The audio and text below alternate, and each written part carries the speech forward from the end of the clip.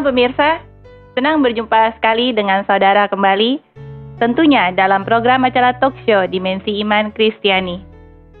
Permasalahan dan fenomena kehidupan kekristenan yang terjadi di tengah-tengah dunia ini semakin hari semakin penuh dengan tantangan. Untuk itulah Dimensi Iman Kristiani setia hadir menemani pemirsa, menyuarakan kebenaran dan memperluas wawasan kekristenan dari perspektif Alkitab, sehingga kita dapat berfungsi maksimal sebagai garam dan terang dunia. Maraknya kasus kekerasan seksual sungguh meresahkan masyarakat. Apalagi bila korban dan pelaku adalah anak-anak pelajar yang masih di bawah umur. Konsekuensi hukum yang ada tak membuat jerah para pelaku. Kasus demi kasus masih saja tetap terjadi. Masih adakah hukum dan keadilan di negeri ini? Darurat kekerasan seksual anak akan menjadi topik diskusi kita yang menarik kali ini. Bersama saya telah hadir di studio, yaitu Uli dan Bram. Shalom Uli. Shalom Ibu. Shalom Bram. Shalom. Dan juga tentunya pemirsa narasumber kami yang terkasih, yaitu Bapak Pendeta Bigman Sirait yang akan mengupas tuntas setiap pertanyaan akibat fenomena yang terjadi. Shalom Pak Bigman. Shalom, ini saudara-saudara berbicara tentang kekerasan. Sejak kejatuhan dalam dosa, kekerasan datang silih berganti. Dan Alkitab berkata tidak akan pernah berhenti sampai dunia ini berakhir. Tetapi bagaimana kita menyikapi di tengah realita menjadi perlu bukan untuk kita menjadi orang yang bijaksana. Tidak bisa menghapus kejahatan, tetapi kita bisa mencegah dan menguranginya. Itulah pergumulan kita. Apakah kita sudah mengerjakan? Atau justru terlibat di dalamnya? Biar ini menjadi pokok pikiran kita. Namun sebelum kita lanjut, kita berdoa, minta Bram pimpin dalam doa. Mari kita berdoa. Bapak di surga, terima kasih buat berkat-Mu yang melimpah. Buat hari ini Bapak, kami boleh bersama-sama sharing. Mari Bapak, Engkau yang memimpin, menolong, sehingga apa yang kami sharingkan ini boleh menjadi berkat untuk pemirsa, sehingga berkat itu Tuhan boleh kami bagikan kepada sesama kami. Terima kasih Tuhan menyertai dari awal hingga akhirnya talk show ini, biar nama-Mu dipuji dimuliakan. Amin. Amin. Saudaraku yang kekasih, Amsal pasal 16. Amsal pasal 16, 27 sampai 29 kita akan baca. Minta Uli tolong baca. Orang yang tidak berguna menggali lubang kejahatan, dan pada bibirnya seolah-olah ada api yang menghanguskan.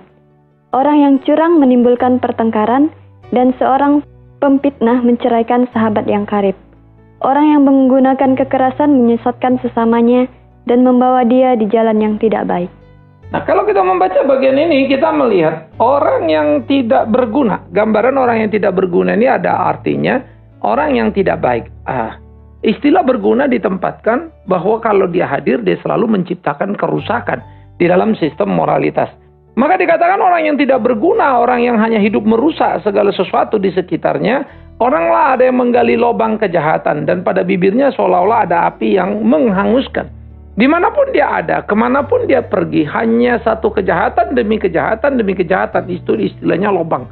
Membekas satu tindakan yang cukup mengerikan. Nah, sementara orang curang memang menimbulkan pertengkaran, seorang pemfitnah menceraikan sahabat yang karib. Berbagai lapis kejahatan datang silih berganti dalam kehidupan anak manusia. Dari membuat satu kejahatan, ya bibirnya menghanguskan, menimbulkan pertengkaran, memfitnah, menjadi pemitnah dan menceraikan sahabat yang karib, menjadi pengkhianat. Lalu dikatakan bahwa orang yang menggunakan kekerasan menyesatkan sesamanya dan membawa dia di jalan yang tidak baik. Ini menjadi satu kengerian. Nah, kali ini kita coba mau berdiskusi tentang bagaimana situasi kekerasan seksual yang oleh negara sendiri pun sudah dianggap menjadi satu situasi yang darurat begitu ya. Situasi yang mengerikan. Nah, di dalam bagian seperti ini memang menjadi sangat perlu untuk kita pikirkan bagaimana menyikapi ini, bagaimana menghadapi ini, supaya ini sungguh-sungguh menjadi satu situasi yang coba dicarikan solusi. Kejahatan seksual meningkat, tapi sebetulnya bukan cuma kejahatan seksual, semua kejahatan juga akan terus-menerus meningkat. Ya, nah Kemudian timbul perdebatan bagaimana cara menangani dan seterusnya. Bahkan kejahatan seksual ini diperlakukan juga kebanyakan anak-anak yang jadi korban, begitu ya. Ini yang membuat ini menjadi ledakan yang lebih luar biasa. Tapi kita juga harus mengakui dengan jujur penegakan hukum yang seringkali menganggap remeh terhadap kasus-kasus moral. Jadi mengakibatkan kejahatan itu menjadi luar biasa. Padahal kasus moral ini seperti pemerkosaan atau apa bisa menimbulkan efek yang sangat panjang sekali ya, sehingga berlapis-lapis sebab akibat yang bisa dimunculkan di dalamnya. Nah, jadi memang perlu satu kehati-hatian supaya jangan sampai kita terjebak salah ya. Nah, karena itulah kebenaran harusnya diterapkan, diajarkan pada tiap orang di dalam kehidupannya, dan bagaimana model demi model dimunculkan supaya ada orang melihat model bagaimana hidup benar yang semestinya ya. Tetapi sekarang kalau orang nonton TV atau apapun, internet bisa kemana ya, nonton di bioskop atau apapun juga, yang namanya perilaku seksual itu kan ditonjolkan ya. Tapi kemudian ini bisa jadi bukan kekerasan, tapi diterjemahkan ke dalam kekerasan dan seterusnya. Nah, ini yang menjadi satu kengerian juga yang harus kita hadapi, khususnya di Republik tercinta ini. Begitu, Yunita. Kalau kita lihat dari kasus kekerasan seksual ini, Pak ya, baik yang jadi korban maupun para pelaku, itu kok kita lihat makin kemari usianya tuh malah makin muda gitu. Ada juga yang di usia taman kanak-kanak menjadi korban perilaku kekerasan ini. Dan juga bahkan ada pelaku yang melakukan itu masih usia pra-remaja. Jadi ada yang salah nggak dalam sistem pendidikan di sekolah gitu mengenai pendidikan karakter ini, moral?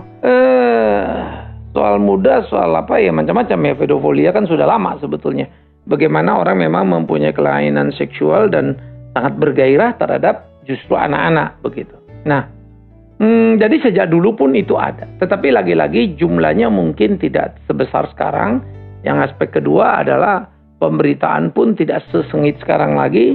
Dan kemudian juga aspek yang ketiga, jumlah kuantitas orang yang bertambah, otomatis jumlah kuantitas peristiwa pun bertambah begitu. Nah, oleh karena itu hal-hal ini memang menjadi satu hal yang mengerikan. Tetapi memang kalau dikatakan remaja kemudian terlibat, nah ini yang lebih parah lagi sebetulnya. Nah, mengapanya? Karena memang anak-anak terjebak pornografi dan sederhana sih ya. Pegang gadget jadi, pegang itu jadi. Kalau dulu kan orang istilahnya beli stensilan, buku-buku pornografi begitu ya. Itu belinya nggak gampang. Mesti ke daerah tertentu, sembunyi-sembunyi. Jadi was-was semua gitu kan. Terus kalau membaca kan bisa kelihatan dan seterusnya. Namun kalau gadget, dimanapun, kapanpun, siapapun bisa membukanya. Ya, bahkan di bus kalau orang lain nggak ngeliat, kita juga bisa ngeliatin begitu loh. Jadi artinya sesuatu yang bisa dilakukan dimanapun di tempat keramaian. Nah, anak-anak remaja ketika terlibat pada pornografi, penguasaan dirinya masih rendah. Lalu bergaul dengan kawan-kawan yang serba mudah melakukan apa saja. Kalau satu waktu dia berkelahi, lain waktu dia memperkosa kemudian. Nah, jadi tinggal bentuknya saja. Tapi kebiasaan berbuat jahat, kalau Amsal bilang itu, menebar kekerasan itu sudah terus terjadi dan makin melebar. Tinggal menunggu di mana dia ada. Dia menggunakan kekerasan untuk mencapai apa yang menjadi kepuasan menurut dia. Ya, jadi kecenderungan ini, jadi si pelaku ini lebih kebanyakan didominasi oleh anak-anak SMP gitu kan. Nah, menurut Bram sendiri gimana nih dari pergaulan yang ada anak muda sekarang ini, yang tadi masalah Pak Bima juga udah bilang, mungkin karena penyebabnya itu sebagian besar karena adalah akses pornografi yang bebas diakses melalui internet, Google, dan lain-lain. Ya, memang saya perhatikan juga ya, ketika ada anak didik saya tanya sama guru waktu di SMP seperti itu. Saya tanya, di SMP ini apakah sudah ada terjadi pornografi? Dia bilang, oh Pak, bukannya cuman SMP ini, SD juga udah ada, karena itu satu atap, SD dan SMP. Jadi ada siswa SD yang kelas 6 kepergok di kamar mandi lagi berduaan begitu. Dan itu saya pikir, wah, ternyata saya udah ketinggalan juga. Sekarang udah bukan SMP lagi, ternyata SD juga sudah mulai seperti itu. Tapi ya gimana ya, kalau mempertanyakan ini ya, saya pikir memang sebab utamanya adalah karena teknologi yang sangat mudah untuk mengakses porno itu, sehingga keingintahuan si anak cenderung tinggi, dan akhirnya waktu dulu zamannya saya SMP aja, maksudnya mau pegangan tangan apa sama pacar gitu, bilang pacar aja itu mungkin hanya sebatas surat aja kayak gitu. Kalau sekarang udah nggak sampai situ kayak gituan. Jadi memang saya pikir media ini berperan penting karena membuat kita ingin taunya lebih lagi. Sebaiknya pendidikan seks itu sendiri tuh didatangkan mulai dari keluarga atau di sekolah, Pak? Sebaiknya. Enggak, semua itu ya, benteng pendidikan pertama itu adalah keluarga, ya. Nah, tinggal dengan tepat dan seterusnya. Ini papa, ini mama, itu kan sebetulnya sudah dari bagian pendidikan sex education. Apa itu laki, apa itu perempuan, kan gitu. Nah, terhadap anak-anak tadi yang kemudian kita bilang menjadi pelaku kekerasan seksual, kadang yang ironinya itu adalah pornografi ini kan satu bagian ya, baik itu cetak, apalagi gadget, teknologi internet gitu. Tetapi kadang-kadang orang tua pun menjadi sumber malapetaka. Misalnya ya karena keluarga terlalu terbatas gitu ya, sehingga suami istri ini ya satu kamar beramai-ramai semuanya. Mungkin mereka melakukan hubungan seksual, mereka pikir anak udah tidur, tapi anak itu ngeliat dan merekam begitu kan. Jadi orang tua ini pun tanpa sadar sebetulnya menginspirasi si anak ini untuk satu tindakan yang salah. Nah, si anak nggak ngerekam bahwa itu memang betul papa mamanya, ya. Seharusnya mereka bisa memang berhak untuk hal itu sebagai suami istri. Tapi yang direkam anak kan bukan itunya. Nah, perilaku seksual ini yang direkamnya lalu dengan cara salah, sehingga dia ingin melakukan padahal kan nggak boleh, misalnya gitu ya. Maka kemudian dia melakukan itu kepada temannya yang punya problem sama. Beda kelamin, satu laki, satu perempuan. Kejadianlah berdua ini. Nah, tetapi kejadiannya tadi yang kita bilang, karena orang tuanya mereka ini tidak bijak. Ya, sehingga mengakibatkan ini. Nah, kadang-kadang ini ironisnya. Sudah hidup susah, hidup miskin, sehingga tidak punya masing-masing satu orang satu kamar istilahnya kan. Malah jadi tertimpa lagi kepada masalah yang lebih berat lagi daripada kemiskinannya itu sendiri. Nah, ini memang problem yang sangat berat begitu ya. Nah, karena itu tidak ada cara lain kecuali orang tua itu dituntut untuk bijak, tahu menempatkan diri, tahu mengukur diri, tahu situasi. Jadi nggak asal begitu kan melakukan apa yang dia mau lakukan, tapi dia sudah mempertimbangkan sebab akibat yang akan terjadi. Sehingga dia akan menolong anak ini. Jadi dididiklah dengan benar. Jangan juga nanti diajarin tapi tanpa mereka sadar mempertontonkan. Kan begitu. Nah, ini yang menjadi sangat rawan. Nah, sekolah harus membicarakan itu, dan itu tidak boleh dijadikan hal yang tabu, tapi harus sudah dibicarakan juga begitu ya. Jadi harus dimulai dari rumah baru masuk di sekolah. Kita lihat juga sepertinya di negara luar itu lebih terbuka, dan mereka kita boleh dibilang kan kita kan lebih Asia ya, lebih tertutup timur, tapi kekerasan seksualnya kok malah kayaknya lebih ini ya Pak ya. Apa karena itu konsekuensi hukum yang di sini kurang berat, tidak seperti di luar, atau bagaimana menurut Bapak? Bukan berarti kekerasan seksual tidak ada di luar kan? Ada. Cuman memang penegakan hukumnya cukup kuat, karena jangankan anak itu diperkosa, misalnya orang tuanya mukul anaknya, kita lapor bisa di-shoot orang tuanya, apalagi pemerkosaan kan. Nah, kesungguhan terhadap perlindungan itu memang kita harus akui, kita tidak merasakan itu, masih sangat minim lah di republik kita misalnya. Tapi kalau kita berbicara tentang sex education tadi di seluruh tempat dilakukan, sebetulnya itu juga terjadi di beberapa negara Asia yang sudah modern. Bahkan saya menemukan komik-komik cerita anak-anak, ya, yang kemudian cerita itu ada gambar pornografinya lah begitu keren. Padahal tokoh-tokohnya tokoh kartun, filmnya film. Ada pesan tersembunyi di situ. Ya, komiknya komik pakai kartun gitu. Tetapi di sisi lain kalau kita tanya kan bukan government tidak tahu. Lalu apa sebetulnya?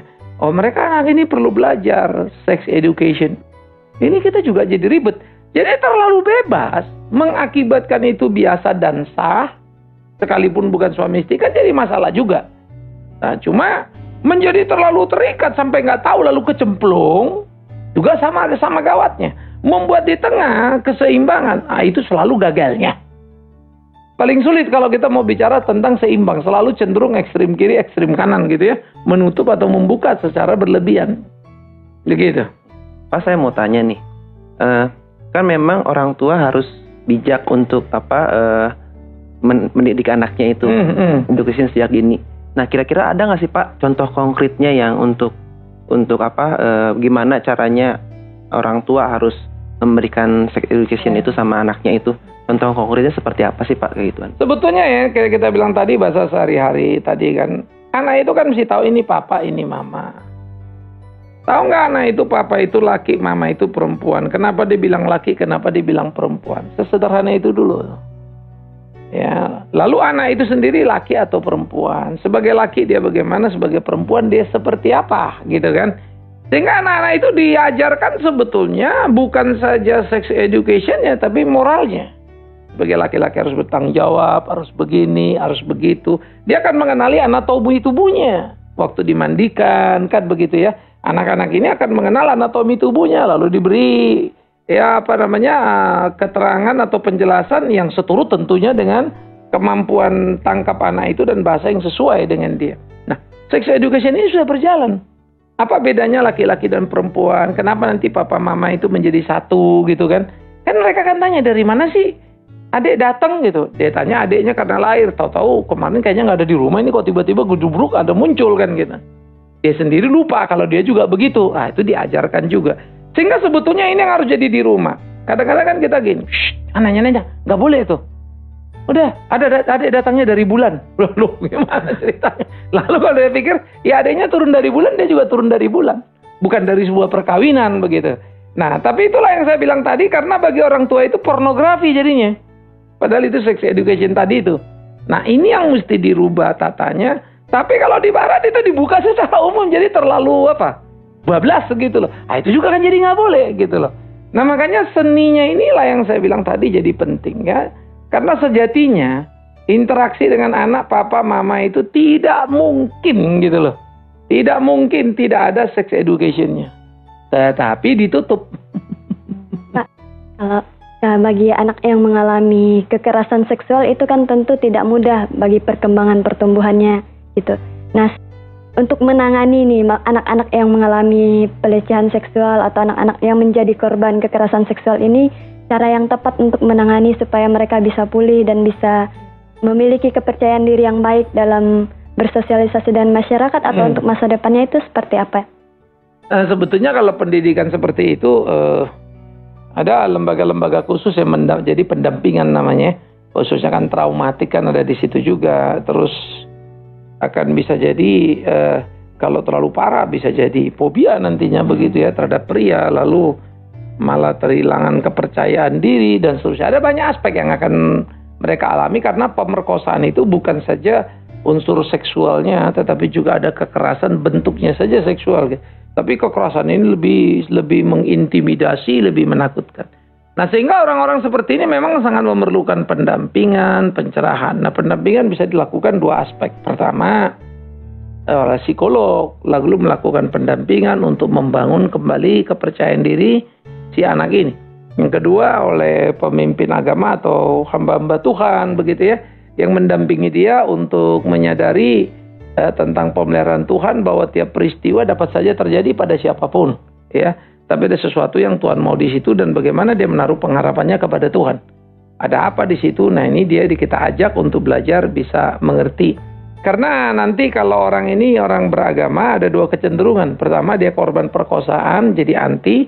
Tapi yang kedua, dia menjadi bisa korban teologi. Artinya dia bilang, ya buat apa percaya sama Tuhan? Percuma juga bertuhan, tapi nyatanya saya diperkosa juga gitu. Artinya dia bisa mengatakan Tuhan tidak juga terlalu peduli itu. Sehingga bisa membahayakan dan dia tidak percaya pada institusi gereja. Nah, karena itulah pembimbingan dua arah ini memang menjadi sangat penting kepada setiap korban. Sehingga mereka dituntun, dibimbing, diajak untuk kembali menemukan jati dirinya. Dan bahwa peristiwa kejahatan yang terjadi adalah fakta yang tidak bisa dihindari, bukan benar. Ya, tetapi juga tidak boleh tenggelam dan larut dalam kesedihan yang dihadapi. Gitu. Kita berbicara soal konsekuensi hukum ya. Baru-baru ini kan ada pro dan kontra kalau pelaku ini adalah masih di bawah usia, itu hukumnya lebih ringan daripada yang dewasa. Dan juga ada yang kontra, oh nggak bisa begitu dong. Bagaimana mungkin kalau memang gitu, kenapa kok anak umur SMP ini udah bisa melakukan kejahatan itu? Berarti kan itu kan sama jahatnya dengan orang dewasa. Yeah. Gitu. Kalau saya yang penentu hukum, Saya memang rada ekstrim begitu ya. Saya akan hukum anaknya dan saya akan hukum orang tuanya. Karena sebetulnya hukum dulu lebih bagus, sanksi adat namanya. Orang tuanya kan kena itu. Jadi orang-orang adat dulu lebih bijak daripada orang-orang sekarang. Itu satu. Yang kedua, apalagi kalau orangnya ini misalnya orang tuanya ini pejabat misalnya, atau pegawai negeri, PNS misalnya, yang ada tanggung jawaban sama urusan dengan undang-undang di negara, karena harus tegakkan semua unsur gitu. Sehingga ada hukuman tertentu. Ya, jadi ada hukuman moral yang harusnya diberlakukan pada orang tua ini. Nah, kalau sekarang lucu, orang tuanya malah kalau bisa bayar supaya sana sini supaya anaknya jangan dihukum. Hukuman moralnya misalnya seperti apa, Pak, bagi orang tua? Kalau dulu kan dikenalin anak si anu yang memukul, anak si anu yang memperkosa gitu kan. Mereka kadang-kadang dalam hukum adat itu ada hukum rupiah, tapi bukan suara rupiahnya, sudah malu kan. Karena tercatat jadi begitu. Nah, biasanya anak itu kalau cari jodoh di kampung ya udah rada jadi sulit itu. Sama kalau kita namanya surat keterangan berkelakuan baik dari polisi kan. Kalau yuk kelakuannya jelek cari kerja, ya susah. Anak ini tidak baik, matilah kita. Surat di keterangannya berlaku baik aja belum tentu jadi masuk kerja kok. Apalagi jelek kan begitu. Nah begitu juga hukum adat itu membuat itu. Sehingga orang mikir melakukan. Dan kalau sudah terjadi ya biasanya keluar dari kampung dah.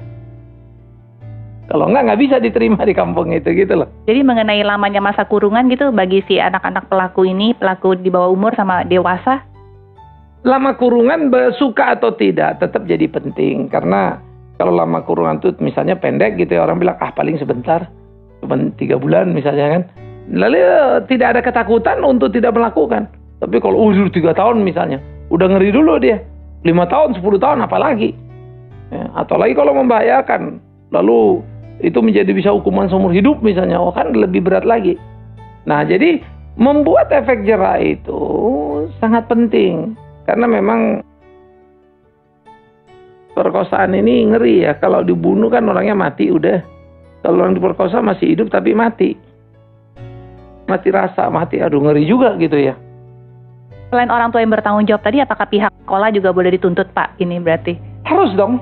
Sekolah itu suka atau enggak harus bertanggung jawab pada kondisi dan kemajuan siswanya. Iya Pak. Sekarang kan untuk pelaku kekerasan seksual ini sudah diberlakukan, disahkan oleh Presiden mengenai kebiri gitu Pak. Bagaimana tanggapan Bapak mengenai pengesahan undang-undang ini? Memang ada pro kontra ya. Hukum beratnya saya setuju setengah mati. Cuman apakah harus kebiri ya, ini memang yang perlu dipahami lagi gitu. Karena memang ada pro kontra kalau orang dikebiri, yang dikhawatirkan nanti dia laki-laki lalu dikebiri nih. Lalu hormonnya itu instabilitasnya jadi dia. Lalu kemudian dia cenderung menjadi ke perempuan-perempuan misalnya. Atau kemudian dia lalu masuk dalam kelompok LGBT gitu kan. Akhirnya dia bilang lagi, nggak boleh loh, saya kan nggak bisa, mati kan sudah. Ini kan problem lagi. Lalu kejahatan dia nanti karena memang ada gairah seksualnya adalah kejahatan mungkin sodomi atau yang lainnya begitu kan. Jadi jadi kejahatan bentuk yang berbeda. Apakah dia nanti jadi laki-laki ini kemudian jadi transgender atau apa, lalu cari korban dengan cara yang berbeda lagi. Nah, ini kan tidak menghentikan begitu loh. Nah, oleh karena itu ini problem baru kalau terjadi kan masalah nih. Tapi saya sangat setuju hukumannya itu harus berat, termasuk ketika masuk di sel. Ada hukuman tertentu apa yang mesti dikerjakannya, hukuman sosial lainnya, di samping hukuman penjaranya. Sehingga orang-orang seperti itu akan berasa betul, akan nilainya begitu ya, bahwa dia jangan memperlakukan hal seperti itu. Tapi hukuman moral pada keluarga juga penting sekali, supaya masing-masing keluarga tahu ngeliatin anak-anaknya, tahu mengajar anak-anaknya, dan bukan memproteknya begitu ya. Nah ini memang yang jadi penting, sehingga jangan karena maksud memang baik untuk menghukum, tapi memunculkan persoalan yang baru. Tapi hukum berat itu sendiri setuju sekali. Ya, sayang sekali ya pemirsa, waktu tidak memungkinkan kita untuk berdiskusi kembali. Kita minta Pak Bigman untuk berikan kita bahan perenungan. Saudara, kekerasan seksual akan makin hari dan makin menggila. Tapi Anda tidak boleh cuci tangan, lalu daripada jadi kekerasan, melegalitas. Itu adalah kejahatan yang baru lagi. bukan berarti sesuatu yang sah di undang-undang menjadi sah, dosa menjadi kebenaran. Tentu tidak begitu, bukan? Nah, oleh karena itulah penting sekali menjaga di mana keseimbangan itu harus dimainkan. Dan di sini dituntut keluarga, khususnya orang tua dan juga gereja, untuk bertanggung jawab dan memberikan kontribusi model terhadap dunia di sekitar kita. Bahwa hidup yang benar itu yang seperti ini. Sehingga kita bisa sungguh-sungguh hidup di dalam Tuhan, bersama dengan Tuhan menjadi kesaksian yang memuliakan nama Tuhan, dan kiranya hidup damai kita bisa melawan kekerasan itu. Kita berdoa, minta Uli pimpin dalam doa. Mari kita bersatu dalam doa. Tuhan Allah Bapa kami yang bertata dalam kerajaan surga, terima kasih untuk topik yang boleh kami bahas pada hari ini. Biarlah topik ini Tuhan sungguh boleh memberkati setiap pemirsa yang mendengarkan dan menjadikan kami pribadi yang bijak, dan juga biarlah buat keluarga juga lebih bijak lagi dalam mendidik setiap anak-anak mereka. Terima kasih ya Bapa, kami menyerahkan siaran ini ke dalam tangan Tuhan. Di dalam nama Tuhan Yesus kami berdoa dan mengucap syukur. Haleluya. Amin. Amin. Demikianlah pemirsa, akhir dari diskusi kita. Terima kasih telah menyaksikan program Dimensi Iman Kristiani. Saya Yunita, pamit undur diri. Sampai jumpa dalam program Dimensi Iman Kristiani yang berikutnya. Shalom. Shalom. Seringkali ku warnai hidup dengan bahagia yang semu. Ku sadar ku memerlukanmu, tak bisa ku jalani hidup tanpa Engkau bersamaku.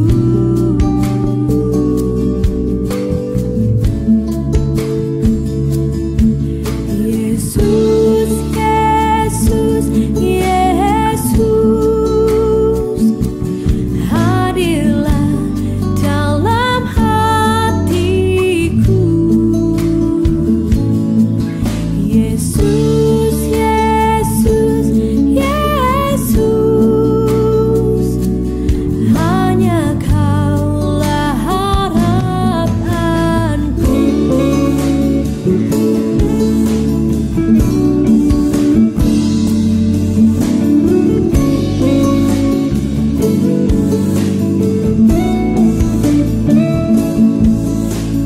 Ku rindu hadirat-Mu Tuhan dalam hidupku. Seringkali ku warnai hidup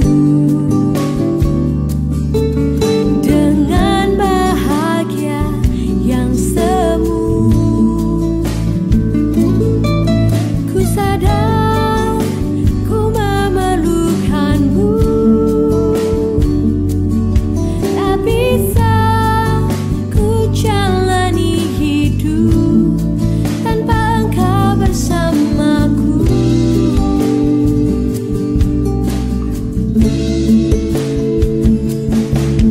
Yesus, Yesus, Yesus, hadirlah dalam hatiku. Yesus, Yesus, Yesus, hanya Kaulah harapanku. Apa yang kau alami kini mungkin tak dapat engkau mengerti. Satu hal tanamkan di hati, indah semua yang Tuhan